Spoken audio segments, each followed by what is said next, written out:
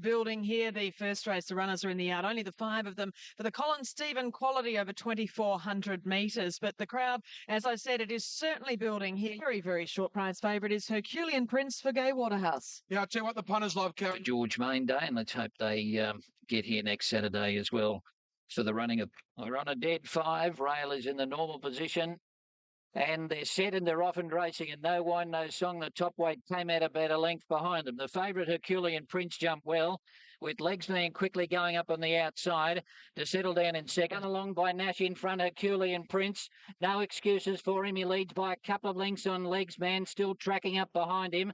Street Fighter third on the outside. Get Up Judas pocketed momentarily fourth on the rail, and back last of the 5 still is No Wine, No Song. They're running up towards the home turn. Herculean Prince coming back to them a little bit here. He's only about a length in front of Legsman.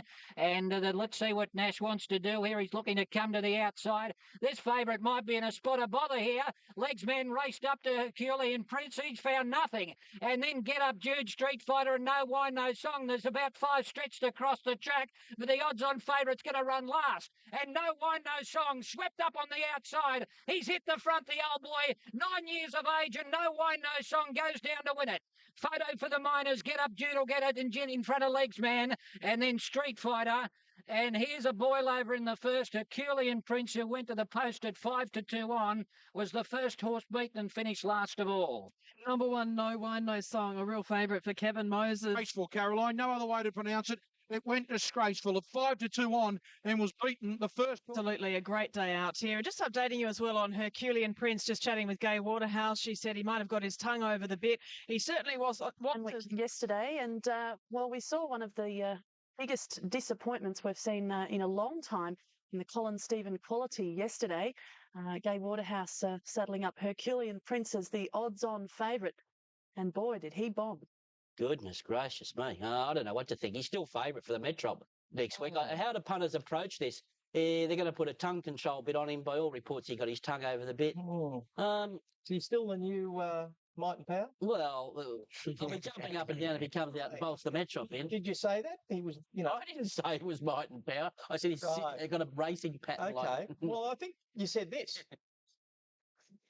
We're talking Sunline and more joyous. And look, this horse has got might and power qualities. How he runs on the speed at a high cruising speed and keeps going. Another lightly framed athletic horse who still has to show he can hold it together. But boy, he's tough as nails. I don't know if he's might and power. I didn't say he's no, you didn't say might. I said his qualities of running along in front.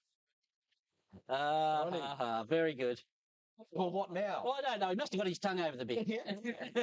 He must have got his tongue over the bit. Quality. The Dulcify Quality is our next race here, another stakes race on the program on George Main Stakes Day. And the favourite on course at this stage is Cosmonaut. Was just drifted out. Thessio won it in 2006. Nothing like a Dane win. Some very good 3-year-olds. Then how did he do it? Alma's Fury Manor. Then Originate on the outside. Alaseal's gone already. It's dropping out of it. Followed further back by Alma's Fury, who's on the improve, and then Cosmonaut, Equessential, Diamond Gem.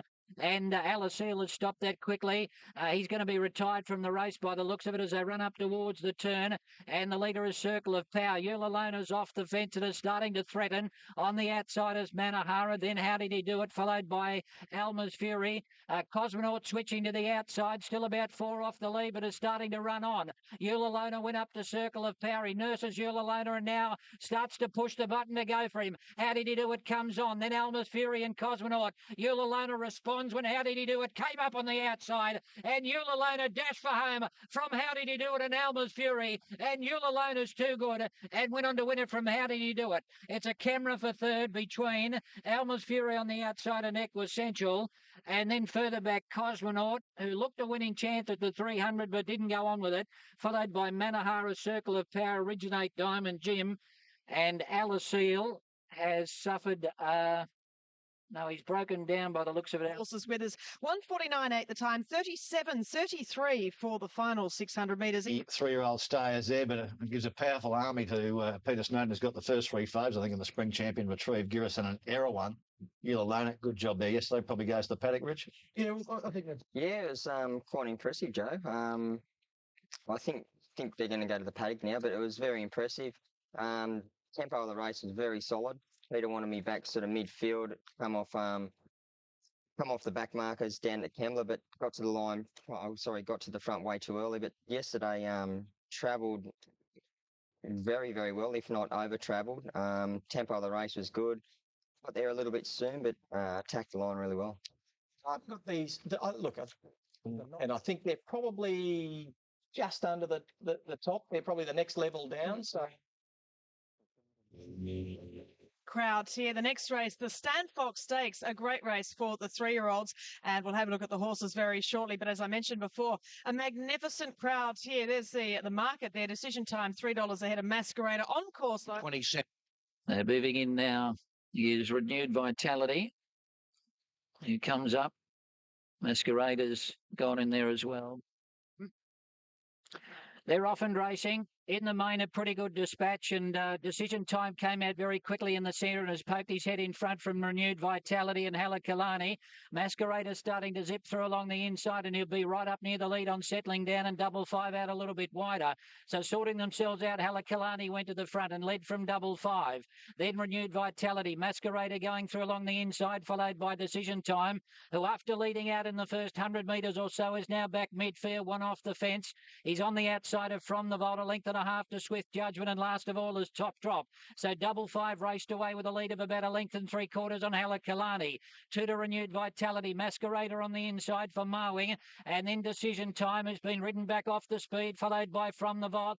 Further back, Swift Judgment and Top Drop just pushing off the rail inside of it. So they're preparing to turn here with about 500 to run, and Double Five's the leader by a length or so on Halakalani. Masquerader back on the rail. Decision Time starts to make his move. He's come up on the outside quickly and run to third, and then at the head of the others next we've got Renewed Vitality, and Top Drop comes down the outside, but Decision Time swept on Halakalani with 200 to go. Top Drop a length and a half away in third, and then Double Five and From the Vault, but it's Decision Time clear with 100 metres to go. He's hanging on to the lead, and he's got to stand Fox and beats Top Drop.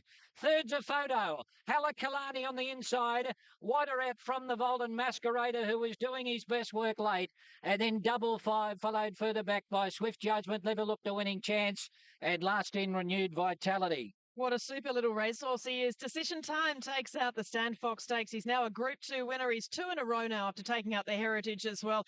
Caroline, we'll wait and see what happens here when Decision Time gets back. All right, no, that doesn't sound too good, but we'll fill you in on what's happened with. Yeah, he has bled, Caroline. He has bled. Ray Murray just confirmed it. Those of racing, cheering your horse home and finding out it bled, wins there. The Stanfox out for 3 months. Decision Time. Craig Williams by 4play is back in business. The side, of course, at Woodside Park now, as we learned yesterday, Rich, or through the week. But I never went out of business, did it? The stallion did, but here he is. And I know you spoke to Clary post-race, and he gave you a glowing report about what the plans were, and those plans were aborted within about 30 seconds. Yeah, he was shattered. So were the owners, Marie Connors. They were just so disappointing. Craig Williams was too. He's been on this horse. He's a little beauty. He's a little beauty, isn't he? In time, he just keeps on trying. From the Vault, a nice horse. He's just going to need a bit of luck. Halakalani's going to be a better horse next time in. And watch my man, Washing One. What's his name? Washong Marwing. That's the bloke. Champion rider. I saw a bookmaker last night. He said, I'm going home just to have a look at that dirty picture. He said, that naughty picture I got on the back of my door. I said, what is it? He said, a picture of Masquerader. He said, the last 2 starts. He said, hasn't it been good to me? It was not a friend for Masquerader. Ronnie, he bled yesterday and he'll be forced to take a 3-month break. Yeah, that's deflating for the connections there, because he's just such a good, tough horse. He's what you see is what you get. He's a competitor. When you ask him to lift, he lifts. And look, he's right at the top of his game now. And unfortunately, he had that little incident where he bled. A couple of horses bled yesterday. And look, obviously he gets the automatic ban for 3 months. Top Drop, back to his own age, performed well. He's a little underrated. I love this third horse, Halakalani. He's doing this all on one preparation. I reckon he's one to peg for the autumn, this horse. If Gay looks after him and puts him out now, he's a real talent. The highlight of the day's racing, this is the Yellow Glen George Main Stakes, a Group 1 race for the weight for age gallopers, and we see More Joyous on course against her Warhorse. Joyous 175. No. $1.60 for More Joyous. Look well, and she's there with the Clark of the course. She is certainly the star on the rise. She's won 8 of 11. George Main, let's go right down the board. Number 1, Thessio, $4.60, now into $4.20. $4.60 into $4.20. Dan Lee, $8.50 out to $9. Black Piranha, $14 into $13. Empire's Choice at 100 to 1. Coniston Bluebird 300. Snappy Halo 81 to 71. Trusting 26 to 31. And More Joyous 175 into 160. And she's the big go. We're just up. Well, she's being talked of, as I mentioned in the preview, as a Cox Plate chance. Look at her there. She looks so relaxed. There she is on the screen, $1.80 on the tote, $1.65 she is on course out of Sunday George. Over at the famous mile start, they're off.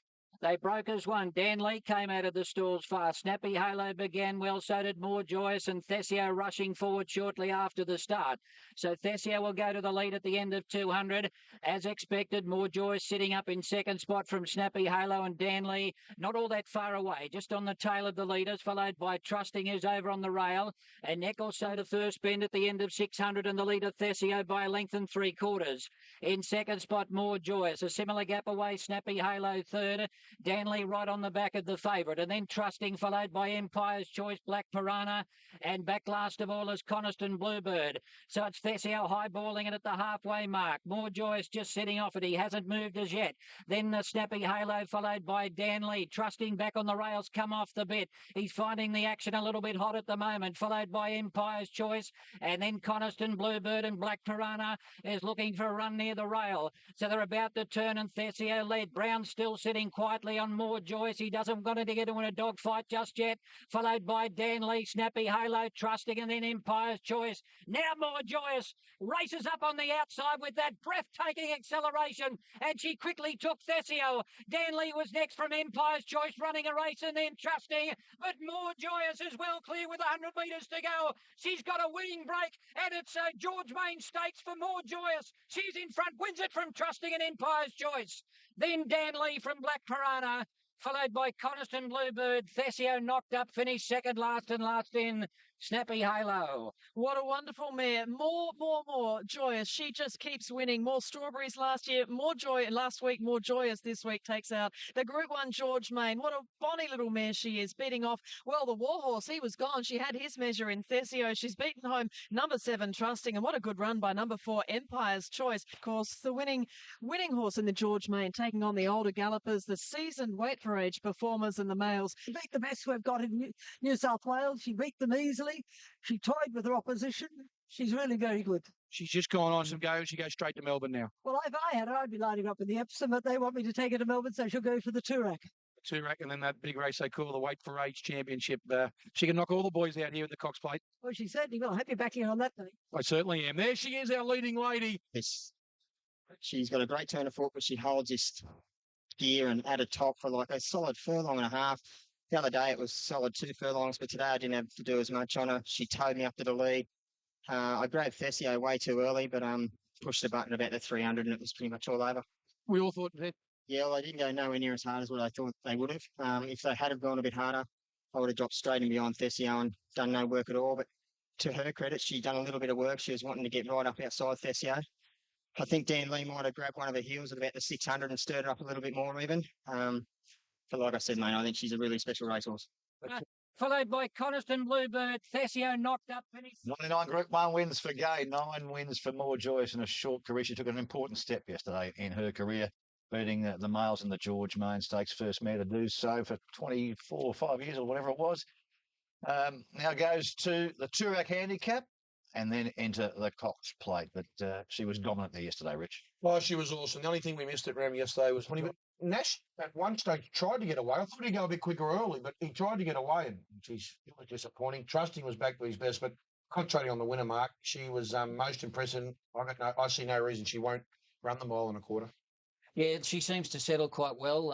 The only hole you could probably punch in this form is it beat Trusting and Empire's Choice. Is that a worry? Well, it is on face value, but do you worry about what she beat or how she did it at the time she ran? I think your eyes tell the tale. She's just been dominant. I thought she just lightened off a touch yesterday. Didn't quite look as good as she did in the first 2 runs. Not bagging her, but maybe she's just starting to lighten off a touch. Rich Wise, all she's going to need to be George Main and a Cox Plate, been done once. That was by Kingston Town. He was all right. Yeah, he was okay. Look, turned around from Newcastle. He had a few excuses at Newcastle. He sort of got back and lost interest and on one leg off the other. But his work this week's been good, and he's turned up today and run terrific. Yeah, he's been going sort of pretty good all prep at home, and thought his first up run was full of merit, and again today he's produced a good run. So he's heading in the right direction. Still that run, probably he needed that run. He just got a little bit tight the last 100, but yeah, going really good. Yeah, I was happy with him. He travelled very well. I thought when I peeled out the 600, I thought she's going to take some beating, but I'm in the right spot, and he just might have struggled to see the mile out.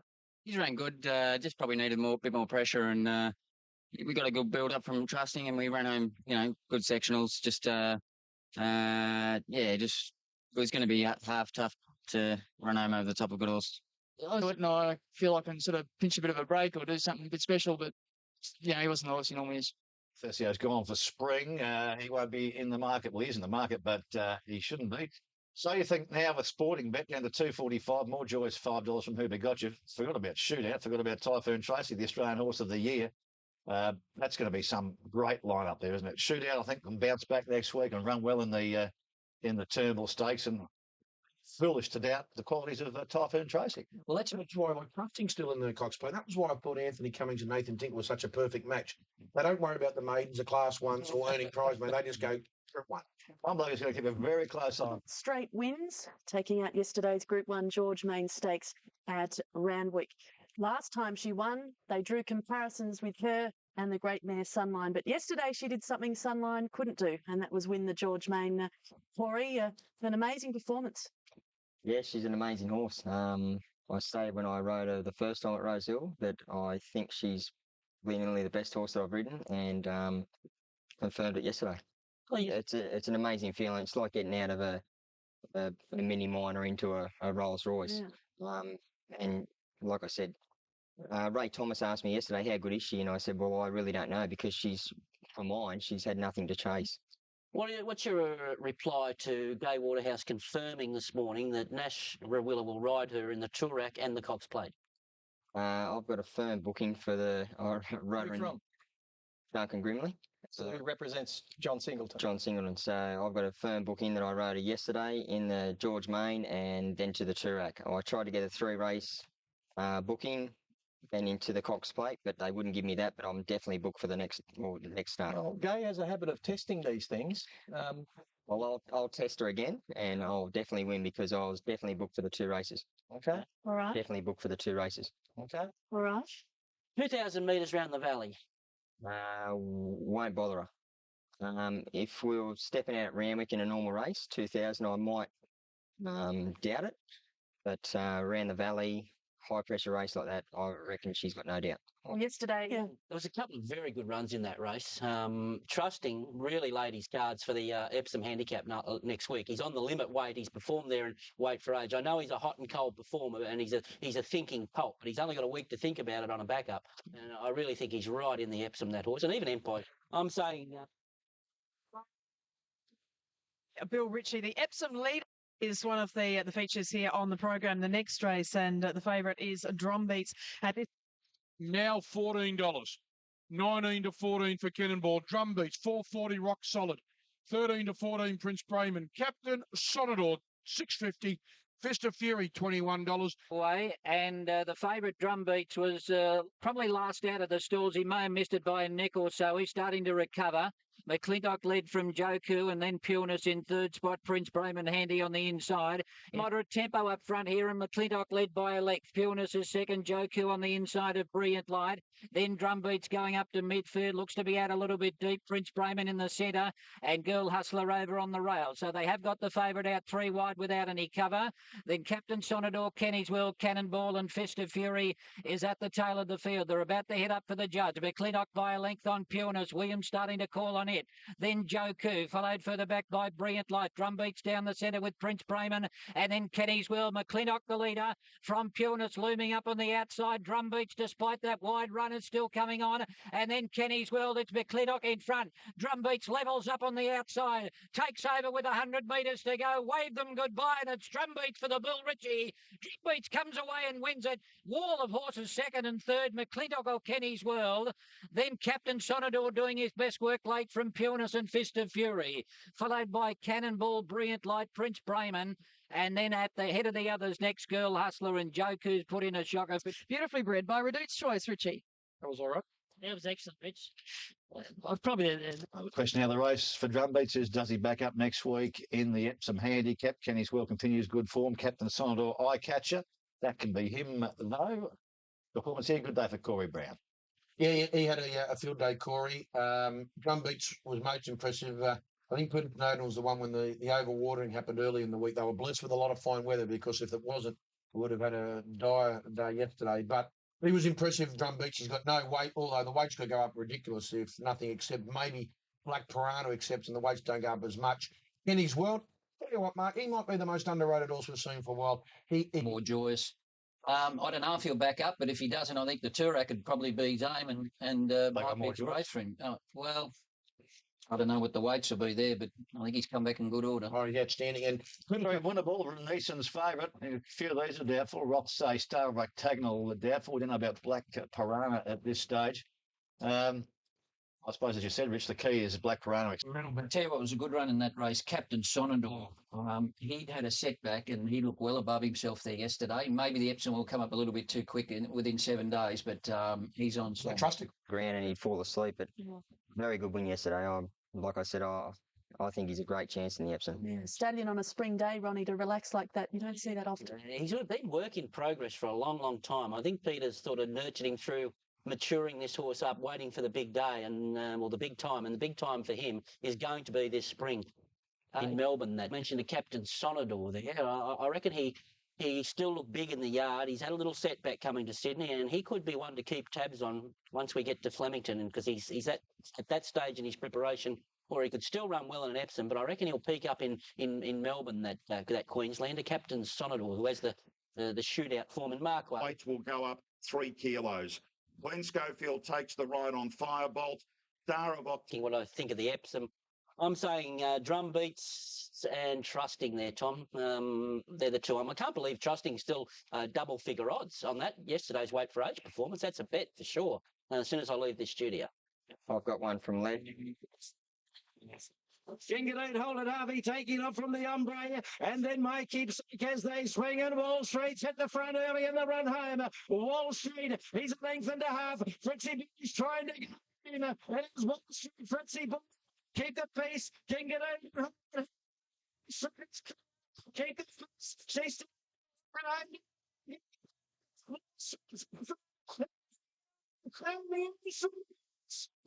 he's got the maybe can keep the pace, hold it, Harvey, behind those, the ombre for Fritzy. Yeah, that was his first run, and we're in the autumn a little bit in deliberation whether to run him over 2,000 metres or take him to Sydney and endeavour to make him, and we've done that, and now we look to climb Everest next up. Wall Street taking all before him in New Zealand, winning yesterday's Group 1 feature at Hastings at Hawke's Bay, the Spring Stakes, and he's now headed to Melbourne. Well, why not? He's an outstanding horse. He's won 10 from 17. He's a multiple Group 1 winner. And why doesn't he deserve a crack at the Melbourne Spring Carnival? He's a ripper horse. He's a ripper. And guys, his next start is in fact, because you heard Jeff mentioned that they're going to now try and attempt to climb the mountain. His next start with Michael Coleman aboard is in fact the Cox Plate. Oh, please. No, I didn't mean the Cox Plate. Oh, now you're rocking. Now don't bring it. Now don't bring it. What were you going to run him in? Oh, I don't know. A mile or something. I don't know. The Emirates. I wish them all the best anyway. For 10 cents. $2.70 is now favourite again. Number 2, Sailor Girls, $10. It's the best price it's been. Spinny got out to $13. It's now just trimmed back up a point into ease to $19. Now, Purple was $2.70 into $2.50. It's now back out to $2.90. The Gird, Purple and Coniston Bluebird waiting on 3 of them to move in for the running of the Shandon Craven Plate. And Purple broke well. Triple Honour a bit sluggish out of the stall. Schofield's driving him up into about 3rd or 4th spot, but Purple takes up the running in the early stages and leads from Nothing Like a Cat and Spinny, and Triple Honour's going up on the outside into 2nd spot, but 3 wide in the early part of it. Coniston Bluebird was next. And further back behind them next is Sailor Gurr. And last of all is the Embassy. So the first and second favourites fighting it out for the lead here. Purple trying to get its own way in front, but Schofield putting the pressure on it with Triple Honour in the early stages. And now he's starting to back off on Triple Honour as Purple wanted the lead and led 800 to run. And the leader Purple by a neck. Triple Honour on the outside and Coniston Bluebird still obliged to race out 3 wide. Nothing like a cat on the rail. Spinny the centre and Sailor Gurr. Rod starting to creep a little bit closer on the outside. Up onto the back of Coniston Bluebird. And last of all is the Embassy. So Brown starting to roll forward on Purple here. He's trying to get a mobile and get a break as they run to the turn. Triple Honour sticking with it. They're clear from Coniston Bluebird dropping off. Sailor Gurr coming around the outside. Nothing like a cat back on the rail. Coming up the rise. And Purple's in front. Triple Honour looms and Sailor Gurr on the outside starting to chime in. So 3 of them coming down to fight it out with Sailor Gurr sprinting up on the outside to hit the lead from Triple Honour. And with 100 to go, it's Sailor Gurr. He's been out of the winner's stall for 2.5 years, but he breaks through and wins it from either Purple or Triple Honour. Then Nothing Like a Cat, the Embassy, followed by Spinny. And last in was Coniston Bluebird. Well, it's been a long time between drinks. Nick Williams saying before the race he really needs to do something here, Sailor Gurr, and he has done that. He's taken out the Group 3 Craven Plate, and he's done it easily. He was absolutely cruising as they came around. And one of their good chances maybe in the Cup if he can hold that form. Tough customer, Sailor Gurr. Runs 15 runs in Australia for Zip, bar a third in a Melbourne. He was never going to get beaten yesterday, Steve, watching that. When Rod got him cruising to the race, it was a different horse. Well, that was a pretty solid win. And I guess in defence of this horse, his couple of runs in Melbourne Cup here have been very good. He got that out of the ground, which he needs. And a couple of these, the William Staying horses are just starting to tick over now. When they, this one, Moran, who's run a terrific race yesterday. Yep. I wouldn't be necessarily dropping off. Not so much the imports, but Rundle, Linton, still there to some degree. And might be the flag flyer for Team Williams here, Rich, this bloke. Yeah, I think he found the right part of the track, so he was just too good for them. I was surprised they didn't a bit more aggressive on Purple. I thought probably just held up a bit too much. I think you got to really roll along on Herbert. Right-handed since that derby as well. He may have appreciated. I'm a great believer in these old horses that lose their way, the horses with ability. Give them a trip away. It twitches them back on. This horse loved coming to Sydney yesterday. I must say he did enjoy these 2 favourites, eyeballing his other as well, and he got last look at him. But look, that sprung him into action. And I know our stayers aren't great at the moment in Sydney, and this wasn't a strong, what you'd call a Craven Plate at weight for age. But look, he won, and he won well. The second and third horses, I'm just starting to think we might have been overrating them a little bit, given that the middle distance. Group 1s, we're up to a Group 2 race now. This is the Roman Consort for the 3-year-olds, and Slater is the favourite, but Richie, there's good money for the top 2 here. Oh, look, Michael Sullivan told us in the proof they bet $6 on Thursday, Sporting Bet Australia, and wow, this has been a big go, number 1 buffering. $4.20 buffering they put up here on track, straight into them.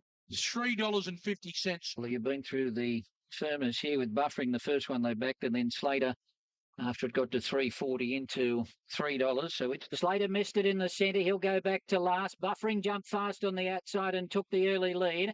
Obsequious showing some speed and going along the inside to show some pace. Also is Georgette Silk, followed by Pontiana and Achievements.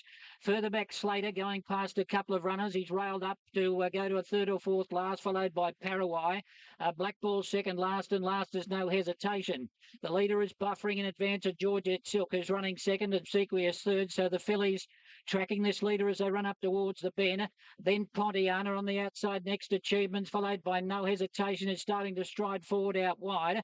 Paraguay next, Slater back on the rail about second last, and Blackpool's about to come to the outside. Buffering led.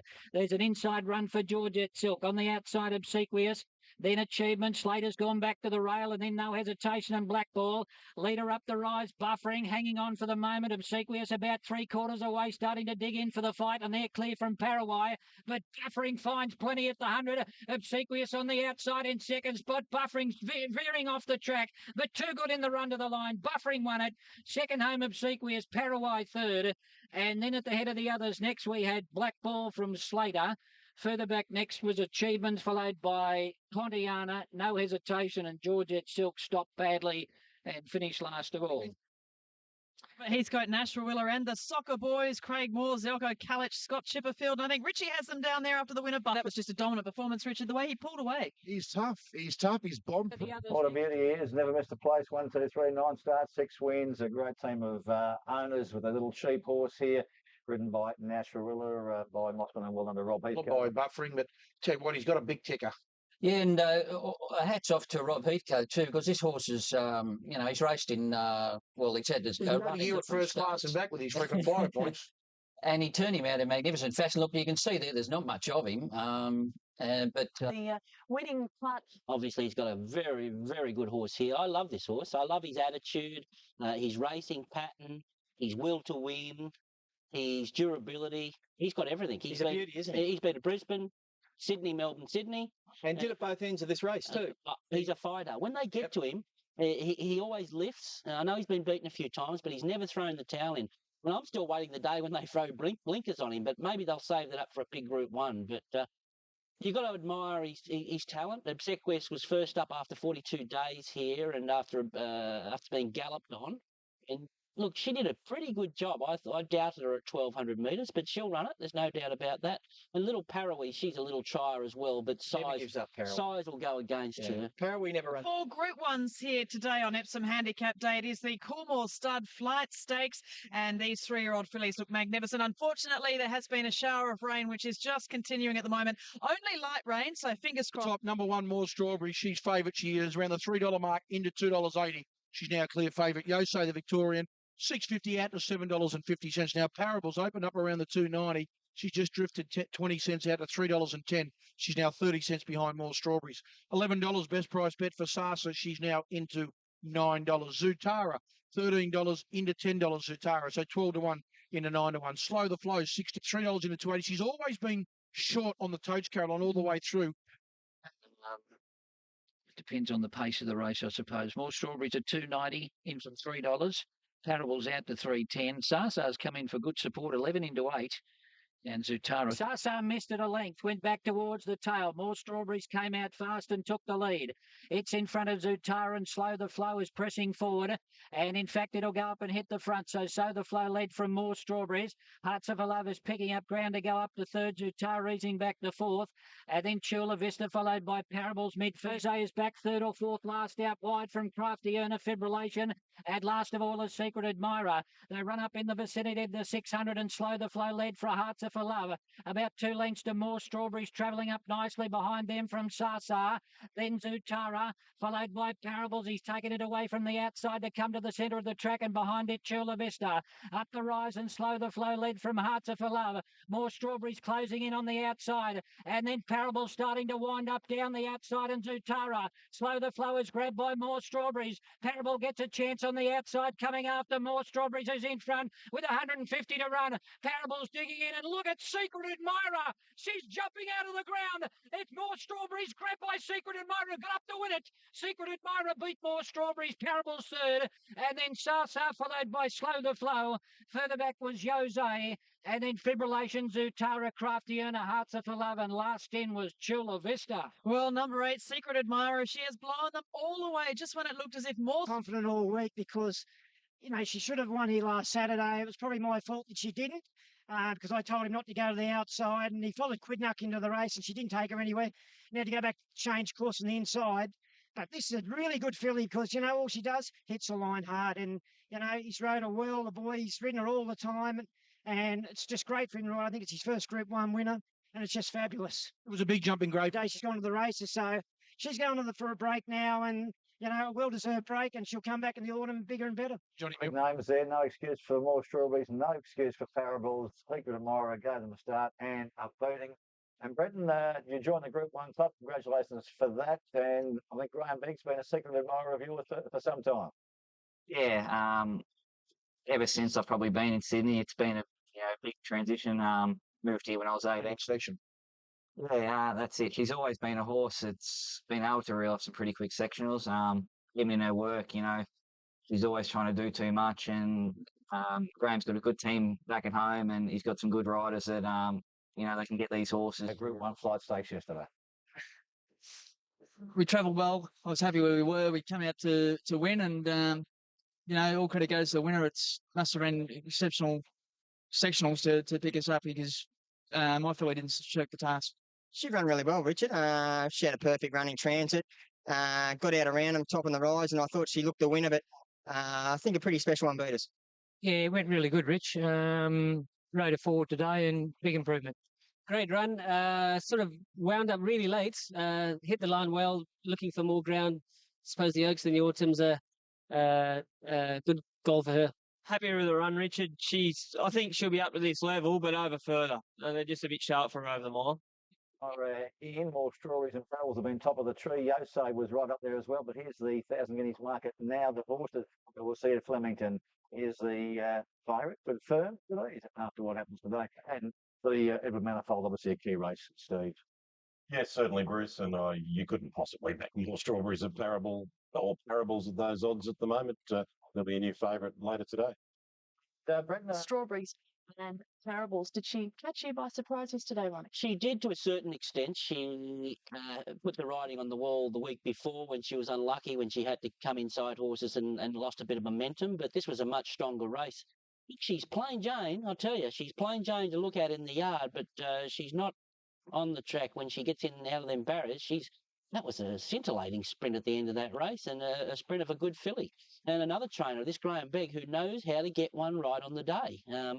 Invariably, his horses peak when they have to. Sometimes they're not good enough. Sometimes they are. And this filly was yesterday. And this boy, Avdullah, he's got a killer instinct about him, this kid. I reckon those are the top 3-year-old fillies around, and I'll probably have to stick with that and say that she now gets into calculations as 1,000 guineas chance. No, she's not nominated. This is all not nominated now. No, that's all on one preparation for her. Well, she'll go to the paddock.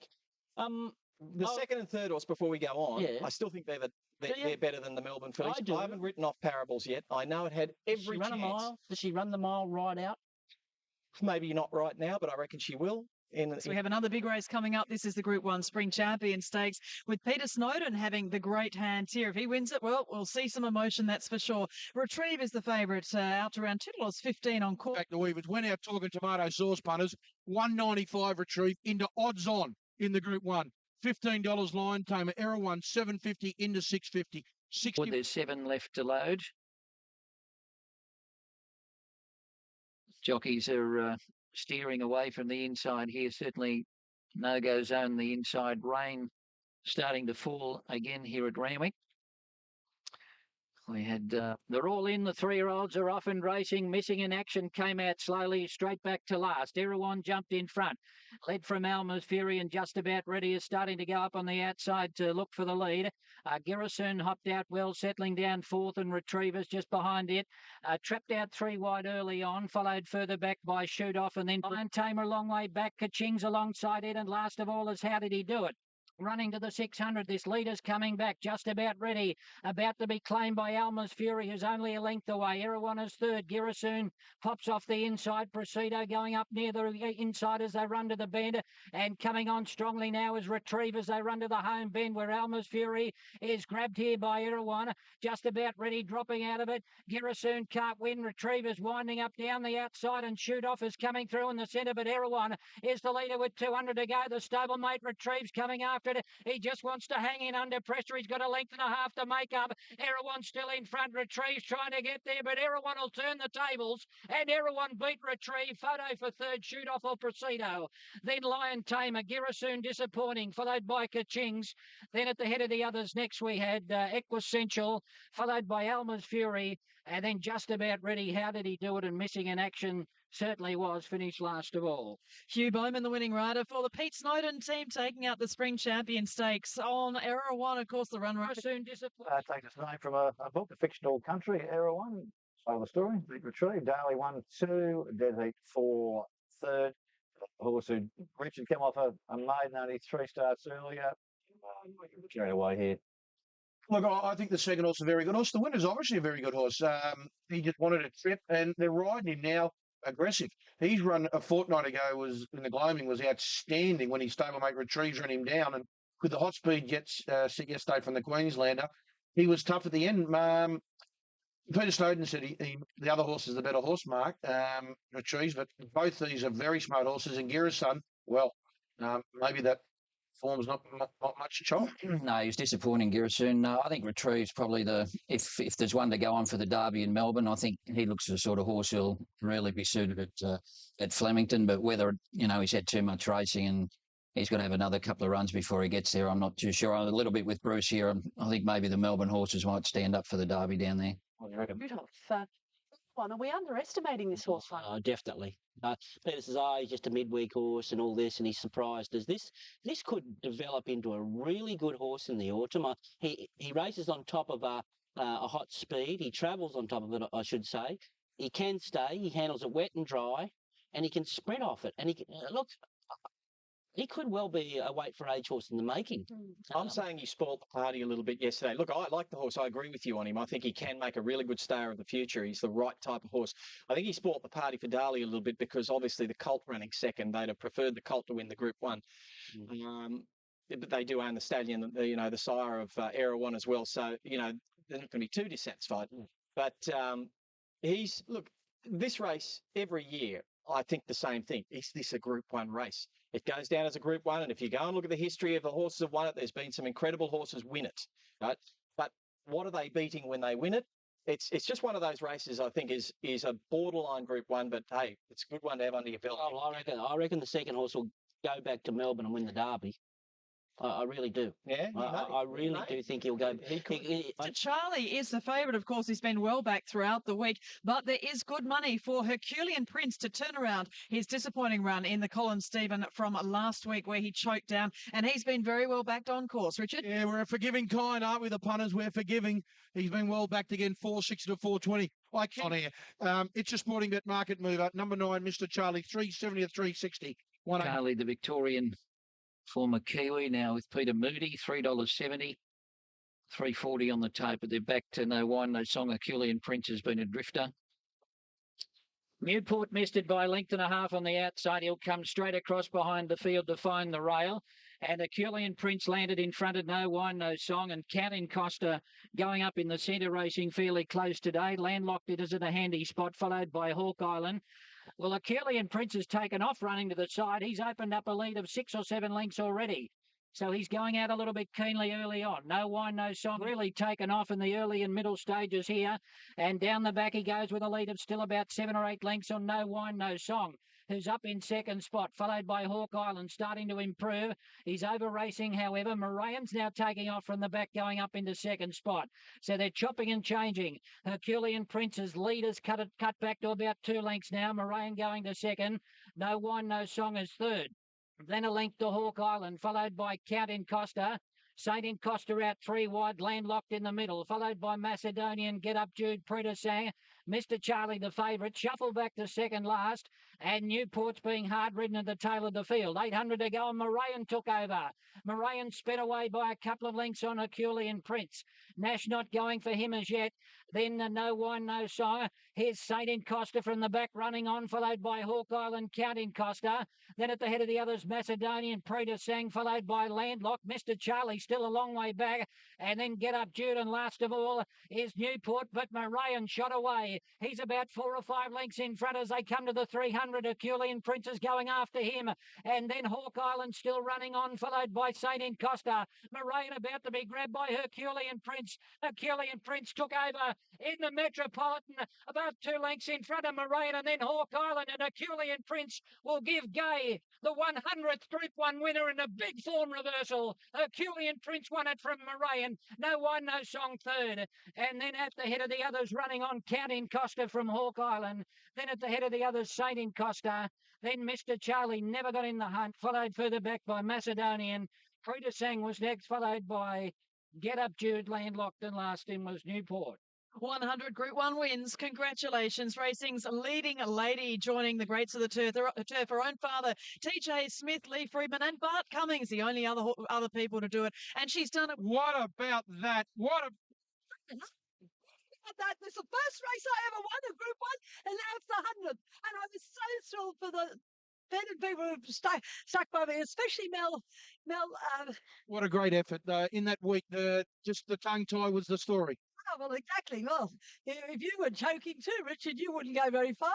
No, it was really good. It was lovely for On fight him, he gets worse, and Look, he travelled better and obviously could breathe today, and that was a big difference. Well done, mate. Thanks a lot. One for National Willa. Gay Waterhouse gets her 100th Group 1. Her husband was Robbie, was down on the fence. Terry Bailey.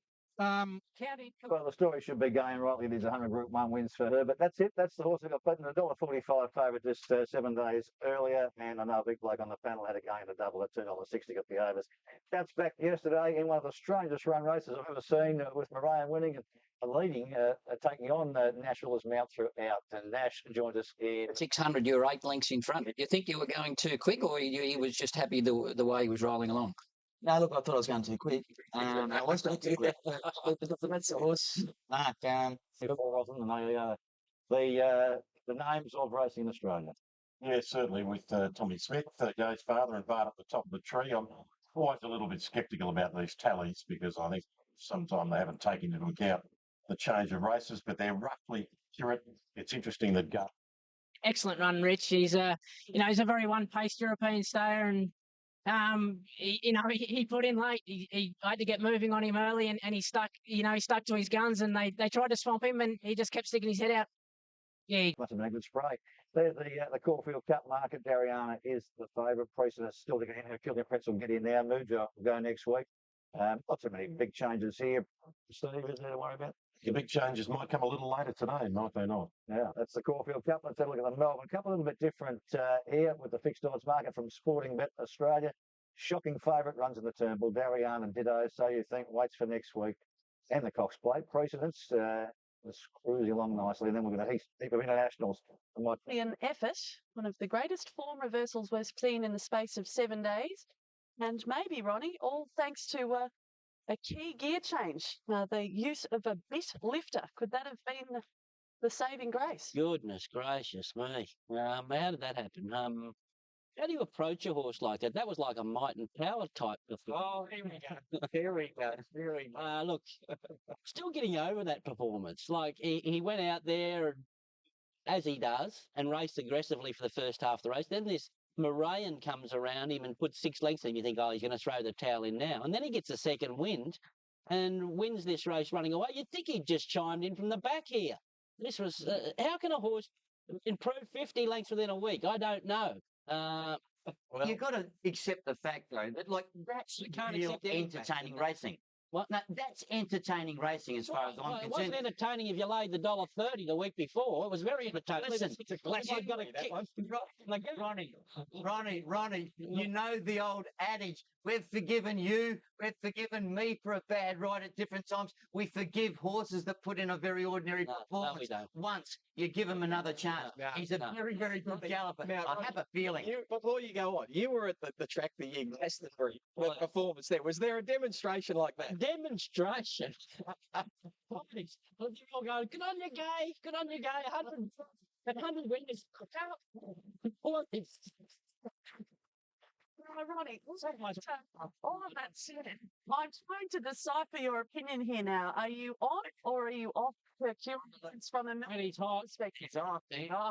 When he's hot, he's hot. When he's cold, he's cold. I don't know what you're saying. This horse has sent me crazy. Certainly we are. This is the Telstra T-Box Epsom Handicap for 2010. A big field here, and a big field to get through. And, of course, the favourite is Trusting, Richard. Yeah, it certainly is. 9-2 the field, $5.50 the field in the Telstra T-Box. Get a T-Box guarantee. $1 for number 1, Dan Lee. Now, number 2, Black Piranha, $18 best into $15. Doubtful Jack, as I told you before, they bet $9 all the way into 7. Once We're Wild, $9.50 into $8.50. Trusting, $6 into $5.50. The preparation handicap. And number 9, Neeson, who paraded particularly well, is $8. Sacred Choice, 21 out to 26. Like a Larrigan, 26 into 21. Captain Sonador, 14 out to $15. Now, Firebolt, got out to $8, Firebolt. Crash Bang, if you don't mind, all the way into $6. Schofield is the sportingbet.com.au market mover. 13, Firebolt in front of Brad Smythe from Sporting. She was backed early in betting. She got in a half a point, then got back out to $9.50 and back in a point to $8.50. So set to go, they're off and racing. Dealer Principal got cut out at the start and missed it. Trusting jumped okay and he's driving up to be about midfield. It's Prince Brayman showing out early, led from Neeson and returned to Sender. Bay Window going forward from a wide alley. And Doubtful Jack settling just on the back of the leaders, followed by Firebolt who's rolling forward into about 6 from Sacred Choice. Then Hidden Wonder, Captain Sonador, followed by Cannonball, starting to take closer order out wide.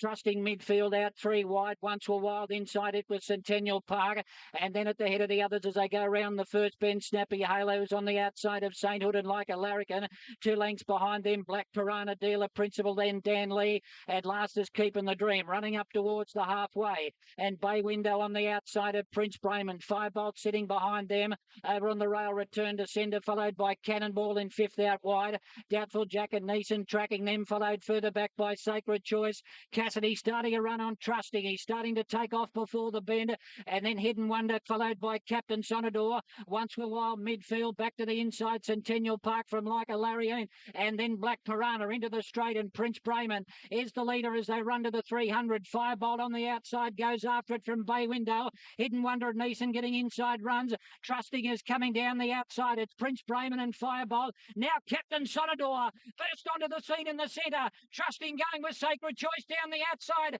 The leader is Captain Sonador. Let out from Trusting is coming after it. Captain Sonador in front. Captain Sonador beat Trusting. Photo third, Sacred Choice or Hidden Wonder. Then at the head of the others, Prince Brayman, followed by Centennial Park. And then Dealer Principal, Like a Larrikin. Then at the head of the others next, we've got Neeson from Firebolt, Doubtful Jack, Bay Window. Then Dan Lee, well back, Return to Sender, Cannonball. Sainthood was next, followed by Keeping the Dream. Once Were Wild dropped out of it. And back at the toe with him, Snappy Halo. Group 1, Glenn Boss, he's done it again. He's taken out the Telstra T-Box Epsom handicap for 2010 on board. Captain Sonador, the Queenslander, Shamanel, the sire of this exciting stallion. Trusting, trying so hard, getting into second place. He's a good horse. He's a good horse. Always targeted this race, Rod. We came in for this one, yes. He needed the Oh, yeah, I've give credit to Brendan Cormack. He spotted this horse's run last week and said, I think he can get you, chase it down. And even so, he did the work to find out whether he'd be in the race or not. And he got him about number 15, so he knew he'd get a run.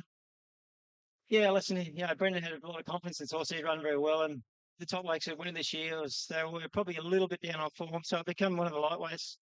And this horse looks like he's progressed at the right time. So I'm very fortunate enough that Brendan really picked this horse out and he asked me to ride the horse. But I think significantly, as we've said for quite a few weeks on this program, the 4-year-olds, Quinella, the Epsom, you haven't latched on yet. It's the spring. It's the year of the 4-year-old. Of course, you're talking about shootout there. When you get to shootout Captain Sonador form, isn't it? Yeah, absolutely. Yeah, Captain Sonador was terrific yesterday, but Trusting. This is as good a group of 4-year-olds as I can remember. Well, it's 73 Group 1s for Bossy, 3 Epsoms, 5 Doncasts, a few George Mains to throw in there, $30,000 son of Shamardale, still an end tie. A lot to look forward to for him with Roger. Trusting another second at Sacred Choice and Hidden Wonder out of their skids. Roger, a big thrill. Tell us about this horse and Jeff Wagner, the owner, $30,000 buy. What's the story behind it? The first up aim is the ultimate aim, the Cox Plate, or is it like the Emirates? Or the Emirates really should be the ultimate aim. Greg does want to pay up again for the Cox Plate on Tuesday, but stick him to a mile is my view. Be running him in the Cox Plate. I just think this year's chock full of superstars, and he felt like a real solid miler to me. Like he's got a. I was just disappointed that rain come because he didn't really get good footing, and I think on top of the ground might have been different, but that's the way it is. We were able to save all the ground and take the shortcuts, and she's very honest and consistent, and she ran her heart out, so she was great. I think the horse is fine. I was pretty luckless. From the gate was a good result from there, but no horse once we straightened. Yeah, look, I was really happy in the run. He settled beautifully for me. The pace was right on, but he just found the big weight against some of those other horses too much. And as far as I'm aware, he'll probably have a breakdown and come back in the autumn. About that, and Dariana happens to step out with today, that it'll just make so you think look even more awesome at this point. What do you think there, Rich? Shootout today, Typhoon Tracy today, have to put their hands up for the Cox Plate, don't they? Oh, most definitely today. I think. I don't know about making it look second rate, but I just really enjoy Randwick, the actual race course itself. It's, you know, when I first went there as a kid, I feel comfortable when I get into on a horse and over that distance, and especially in one of the majors. It's great. It certainly was. And he had the perfect run in transit for a horse like this that's still relatively inexperienced. Yeah, he paraded really well yesterday. He looked. Now, this horse, Captain Sonador, the Cox Plate has been fairly firm on his agenda after yesterday's win. Would you be urging connections to continue that way? No, I wouldn't. I think there's a lot of other nice races this horse can win. What races, Glenn? What level is this horse at as far as Victoria is concerned? You'd probably go towards Emirates. You know, this Cox Plate's going to be one hell of a race this year. You know, and to be perfectly frank, I thought this year's Epsom lacked a genuine superstar horse in the race, so it probably was a bit down on previous years. That he should have won. He had to make such a long, sustained run. He got pushed out and on the wrong leg on the turn. He had to be ridden up the rise to. Yeah, as Glenn just said. Look, Jimmy seems to think, just listen to Jimmy after the race, that the horse was scrambling in the going, and he wanted to keep his mind on things being a colt. But all in all, on face value, he looked a fairly good thing beat to my eye, considering the run that the winner got and the run that Trusting got. He should have won. I'll swap the runs. He wins by 3 lengths. Yeah. I got Captain Sonador, and I agree with Glenn. I think you know, a big mile at Flemington could be right up that horse's alley. This is the Sydney City Lexus Shorts, the sprinting race, but I think there'll be no less excitement than there was in the Group 1s, because we see again this great race mare, one of Sydney's favourite racehorses, Hot Danish, and she is now already. Shell Scrape now into $6.50. Krona, hundreds out to $151. Hot Danish, $1.80 into $1.75. At Fry's, $61 into $31. For Hot Danish, the shorts now over 1,200 metres. I can't remember. Danish, one of the best into stride. She broke fast in the centre. Shellscrape came out running and wants to lead in the early stages. So Shellscrape took over and led on settling down. Pinwheel and Montana Flyer next. Hot Danish just sitting off the leaders, but out a little bit wide without any cover early on. And Tickets is going up in the middle, racing a bit keenly. Followed further back by White Friars, and then Krona and Dow, Demerit third last, Albert the Fat second last, and Al Dafra can't go the speed early on and is back near the tail. The leader is Shellscrape, one off the fence. Montana Flower on the inside is second, Pinwheel is third, and then Tickets. Hot Danish still out a little bit deep, followed by Krona and Dow. White Friars is next on the back of the favourite, and then Demerit, Albert the Fat and Al Dafra coming into the straight, and Shellscrape and Montana Fly led from Krona. Further back was Pinwheel. Hot Danish is now coming down the centre of the track, but she's still got a couple of lengths to make up, but she's starting to come fast. It's Shellscrape in front. Here she comes, Hot Danish on the outside with White Friars. Shellscrape is joined by Hot Danish, White Friars on the outside. Shellscrape, Hot Danish, White Friars. Hot Danish stuck ahead out and won the money. Hot Danish has won it from either White Friars and Shellscrape. And then we've got Demerit running on, followed by Pinwheel, Tickets, Dow. Then at the head of the others, Al Dafra, Montana Flyer, Albert the Fat, and last in was Krona. Oh, that's amazing. Hot Danish, you can hear the excitement in Mark Sheehan's voice. The excitement. On, but I was really worried about the ground, and that's about as soft as she can get through it. But she's just amazing. She certainly is. Bailey, we've got more Joyous and Hot Danish. They love her, and well, that's why they love her, because when the chips are down, she showed her courage to get the money. Oh, we need to go straight to Mark, because all the emotion was in the voice there. Mark, fantastic. You got her home. Yeah, well, it was a bit of a struggle, wasn't it? I remember something similar, about a year ago, where she had similar ground and she really has to dig deep. She doesn't seem to accelerate on this soft ground, but again, when it counted, she knew where the post was and stuck her head out. That's why she's won 16 from 26 or something. They made her work early, like Shellscrape led. They put the pressure. She had to go back a little bit, and she never travelled, did she? And like this was late in the day, so the track was, and we had a lot of rain throughout the afternoon. I thought the track played well yesterday. But for the rain throughout the day, it held up. But this was bad service, and she showed some ticker. How did it play well? The fence is quick. Forget about the fence, obviously. Well, you forget about the fence. I'm saying you'd rather it be like that than the fence being the place to be. Yeah. So it's only 2 oaks then. Two horses have won on the fence in 9 months, though. I know, the fence is no good in that regard. And Co and the Patnack, that will be some race, all silent. They're all going to be. Yeah, well, that would be the option I'd take with her. She's proven down the straight here at Flemington, and You know, and who's to say yet? We'll find out a little later, but, you know, we've got to see Black Caviar come back now. A-list goes to the straight today for the first time. I'd be running him. I wouldn't be shying away from those horses at this point. No, with Les Brett. Only won what? How many dollars did you say? Just over 2 million. It says something about sprinters in this country. If she was a stayer and as dominant as she has been, she'd be up around the $5-6 million mark, maybe more. Maybe she'd be up towards 10 million. Sprinters are. We produce some of the best sprinters in the world, and yet they race for the least prize money. Yeah, look, what can you say about her? I'm in awe of her. I've never said, oh, she's gone. And yesterday I thought on the turn, you're gone, girl. You can't win today. And even halfway down the straight, I thought, you're really struggling today. But then she pins them ears back and she has that killer instinct about. Why not? She is a great mare. And I tell you, the horse that... There's a couple of horses there. Well, there's one in particular, Demerit. I reckon he could be the Coolmore horse. He presented in magnificent order, underdone there yesterday, and he's the Darley sprinter that could shape up in the spring. Look at the first of our big black type races today. This is the Blazer Stakes Group 2 level. Fantastic lineup of fillies and mares. It's $5.10 the field on the tote, $5.10 over this needed, $5.30 Palazzo de Crystal. Big field. Let's get $9.50. Palacio de Crystal tops at $5.50 after opening $4.80, back into $5. It's taken over as favourite. Palacio de Crystal. I can tell a funny story. One day at Bairnsdale, when I was just started riding, Kevin Mitchell was the starter and his wife was sitting in And racing, Palacio de Crystal missed the start by a length and a half, and she settles last there. And no evidence needed, jumps well along the rails, headed by Irish Lights. Casual Fridays right up there on the speed as well. Mahita out wide, just off them, followed by a Quiet, but now they settle fully. Irish Lights has the lead by about a length here. Moving up as Culminate into second, placing over on the outside. And they're followed then by No Evidence Needed, settling third. Casual Friday is fourth and Mahita fifth, but caught out three wide. A length and a half, a Quiet Ocean Challenger. 2 lengths further back is Lady Lynette. She's worse in midfield down on the inside when they go to the 800 metres. Happy Hippie and Dysphonia are racing together with Absolute Faith. And then 2 lengths away, My Emotion. Palacio de Crystal well back on the fence as they neared the corner.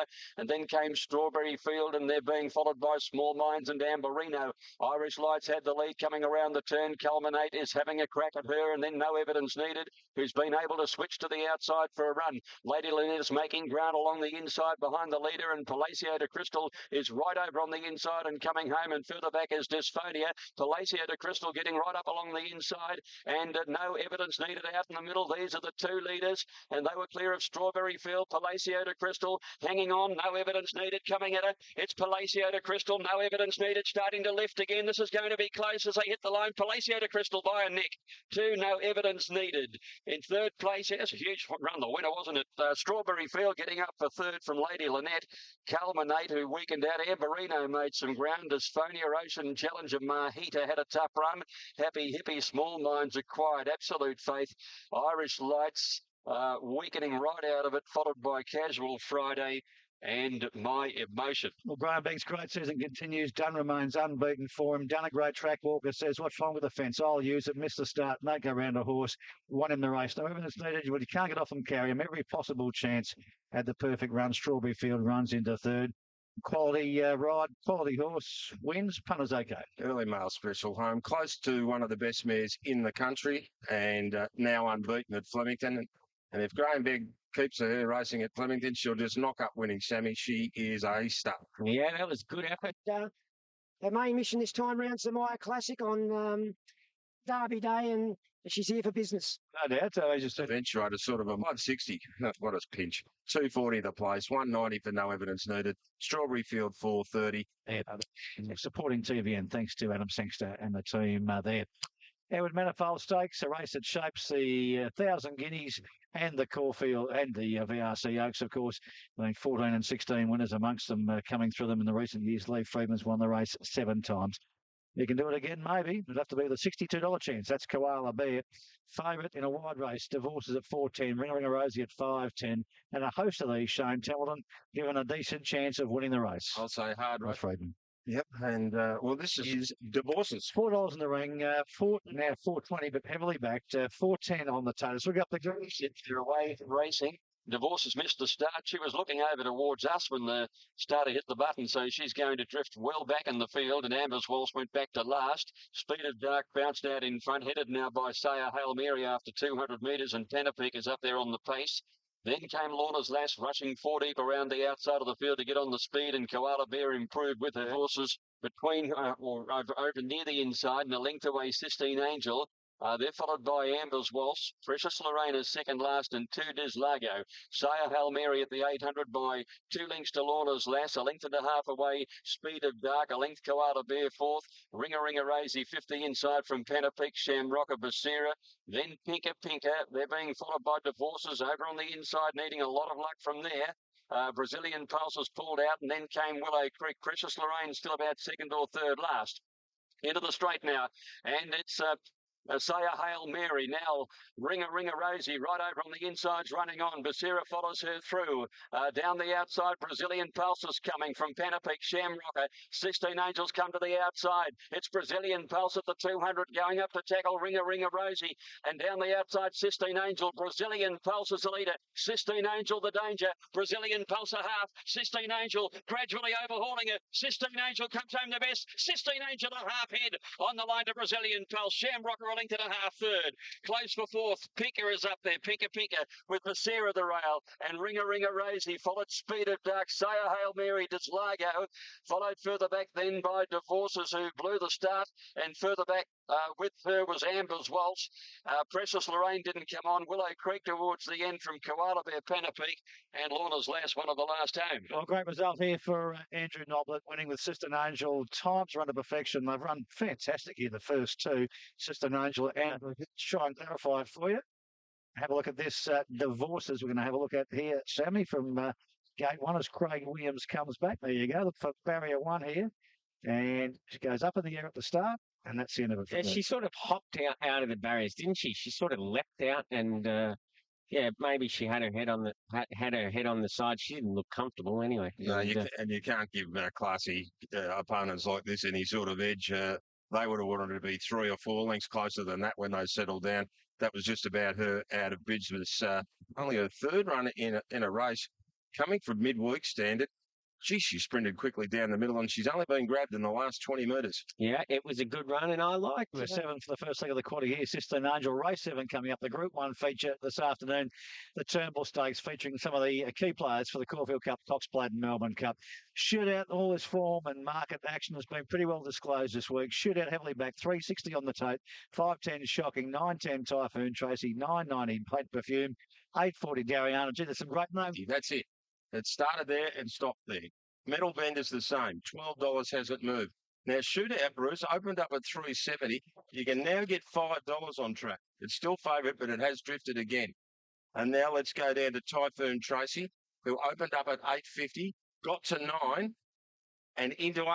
Backing for the mare, the horse of the year, Typhoon Tracy, into $8. Let's go right down the bottom now to these two. Dariana, 8 out to 9, and that's where it stayed. And Desperado is 9 out to 10.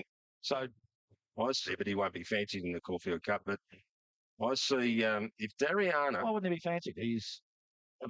Well, I mean... Away they go now. And Fate Perfume is back. Jessica Biel back towards the end, and Sterling Prince was one of the first to bounce out. Up there is the Veet in the early part, and Speed Gifted not too far away from them, and then Bucciolati settling up in about 4th placing as they sort out their places. Desperado on the improve round the outside, followed by Shootout, who's on the outside of Monaco Consul. 2 lengths further back as Faint Perfume tucked in over on the inside as they make their way up towards the 1,400 metre mark. Zipping is over on the outside there, and back behind those horses is the Brasive over on the rails. With about 4 or 5 behind him as they go out towards the 1,200 metre mark. Back behind those horses then Shocking, who's got a long way back over on the inside. Typhoon Tracy is ahead of him, and so too is Figure up about midfield. Metal Bender went back to 3rd from last, and at the end is Jessica Biel and Dariana. They're inside the 1,200 metres. Sterling Prince had the lead. Desperado pouring the pressure on about a neck away. Zavita length at a half third. They're followed by Speed Gifted. Bucciolati a length and a half to Shootout. Looks to be well poised at the moment. followed by Monaco Consul. Next is Vigor on the outside of Zipping, and 2 lengths away, Faint Perfume. Typhoon Tracy gave the speed about 9 lengths, and then a length and a half is Abrasive. Shocking on the rail. Metal Bender right back as notified. Third last coming up towards the home turn, and Dariana and Jessica Beale bring up the rear. Sterling Prince at the 600 metres tries to shake them off. He leads by a couple of lengths to Desperado, Zavid and Bucciolati.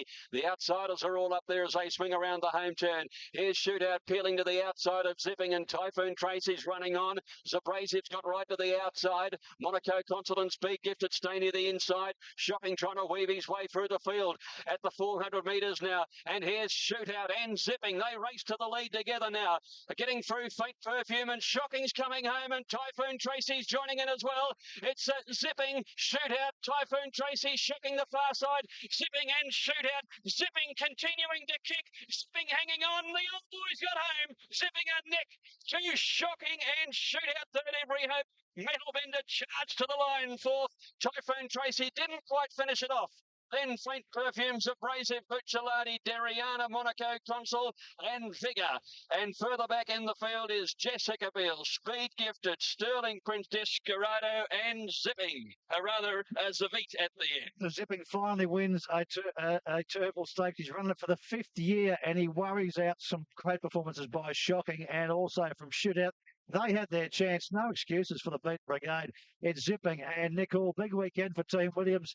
They might be back on track for runners in the Melbourne Cup. Sailor Girl yesterday. Well, Zipping finally running a Melbourne Cup and being competitive. Metal Bender, absolute eye catcher for the Caulfield Cup. Typhoon Tracy, a gap to the rest. Slight concern with those. Here comes Faint Perfume. But no excuses here. Zipping. Best on day, Sammy. He was travelling. He's just a Unbelievable. stayer. Nick Williams with Bruce. Well, it might be a turnaround weekend for Team Williams for the Cups. Oh, well, let's hope so. I mean, it's, as I was saying in Sydney yesterday, there's still a month to go. That's what worries me. 30-something sleeps, and every one of them you dread what's going to happen the next day. And it's a great credit to these horses. I think he may be showing up that we're all racing him too young. We're going to let him mature. Yeah, very cool. I mean, you wouldn't have too many sleepless nights with this bloke, though, Nick. He's just a reliable warhorse for you. He's a marvel. He really is. I mean, he's won 2 Group 1s now, obviously one being 8, one when he's 8, one when he's 9, and he's not finished yet. I'd just like to ask any bookmakers out there if they'd like to ring me with that $35 they're offering for the Cox Plate. You know how to find me. Right, we'll get that done on the side. He's always run well in Cox Plates. I mean, is that now a realistic goal for him? Oh, that's his aim, no question about it. He's Dad's, been very keen to give him the ideal preparation for that race and see if we can do a Fields of Omar. And he's certainly, I suppose, in the Cox Plate. Well, that's right. He's in the last 2 Cox Plates, he's run 2nd and 3rd. Efficient and Hall last year in this race. Zipping finished 7th. He went on off terrific sectionals to run 3rd, the first older horse home behind the 2 3-year-olds in the Cox Plate. So the lead's there, isn't it? 1980 and 560 for Zipping. Otherwise, he can find trouble. So it was good to see that we're able to do that. 2 classic horses trying to nail you there, Shocking and Shooter, but he just wouldn't be tonight. He's strongest on the line. He was never going to get beat on the line. Where he's going to get beat on the turn. He's much stronger on the line than he is anywhere else. So got him going, the Zipping for Team Williams. Great run, Shocking, Shootout, Metal Bender, all the way back to Typhoon Tracy had his chance. Good race. We always thought it was going to be shown. Yeah, but the 31, good control, 61. Was out to $41. Hot favourite here, Haylist, the car kicker, 155. And one more quick word to John, if we can. Just quickly for 1 second, Johnny, before you speak to Katie, he's around the corner. After a long prep, and he does look in terrific shape. Coat, fantastic. Well, you've here taking that from you, I know you've probably spent more time looking well trained up. The only thing is, he's going to have to be right at the top of his game here to match it with this bloke. However, if you're looking for a plus and you're a fan of the horse, he's never been beaten down the straight here. I don't have to tell Ross McDonald that. Never been beaten down the straight here. I suppose it's with some sense of trepidation or expectation, is it, about him returning to racing today? Well, how do you think he looks? It's magnificent, Ross. I mean, obviously it's a long... $15 out to 17. Sniper's Bullet, 41 out to 51, back into 41. Bullet, Haylist 150 out to 155. It's a pretty stagnant market, this. 31 for it is. So coming through. it takes me 10 minutes to clear it after every loop. 1 and 5 in that previous league, and I don't regret. Haylis jumped okay with Catapulted and Exurious. Snipers Bullet for Turbo out wider, and Beltoire got away okay. They coming up towards the middle of the track, most of them, as they sort out their places. And here it's Catapulted who runs to the lead out in the middle of the track in the red cap. Haylist is tracking a course wider. He's one of the leaders, and Weekend Hustler is showing a bit of speed not far away from these. Bank Robber down on the inside, and Good Control is closest to the inside in the red bridle. They're followed then by Trader and Rostova just off the speed, followed by Swick, and then Exurious has gone to the back of Haylist. Further back in the field is Perturbo and Sniper's Bullet. Beltoire towards the end, and Chasm is towards the rear over on the inside. Now past the 400, Haylist had moved up on the outside, and he went to Catapulted. Behind them, Weekend Hustlers under pressure. Exurious is staying on, and Bank Robber on the far side, but Haylist in control of the race, passes the 200 metres. Catapulted running on gamely as Chasm down the outside. Haylist is the leader from Catapulted and Chasm. Haylist, a flying West Australian. Long odds on, he's too good for them, Haylist. How good's that? Haylist by a length on the line to Catapulted and Chasm. And then Bank Robber fourth. Back behind them is Swick, Trader, Exurious, and further back was Rostova. Weekend Hustler blew out late. Good Control, and then Perturbo and Sniper's Bullet back towards the end of the field with Beltoire last in, and he did it in just probably second gear. It's a bit embarrassing, isn't it? It's a bit embarrassing. Bring it on the Patnack farm, and we see all the pretenders to the sprinting throne in this country, because whatever wins there can take on the world next year, and this bloke should fly the flag for Australia. It was too easy, as Greg said. In second gear, throttle down. Catapult's run great, so too is Chasm. But he's just awesome to watch. Awesome. In a year or two time, this horse will be right up there in the top bracket of spreaders I think we've ever seen. Already there, isn't he? This He's there. He's got past the night lurgy. He's got past the straight lurgy. He's just got to get past my nerves, that's all. I think you're more worried than he is. He doesn't know what can stop him. No, listen, I've never worried like this about with other horses. I've never ever been a nervous person. But with this horse, it's just constant. What is it? When you've got one this good, and I've often said to you, I'll tell you how good he is one day, possibly early next year. But, he's just a very, very talented and very smart horse. You're a bit scared yesterday when he got overcoming everything. I think there's still improvement there. It'll be interesting to see what Glenn's got to say. Take us through just what happened for those who weren't aware what happened yesterday.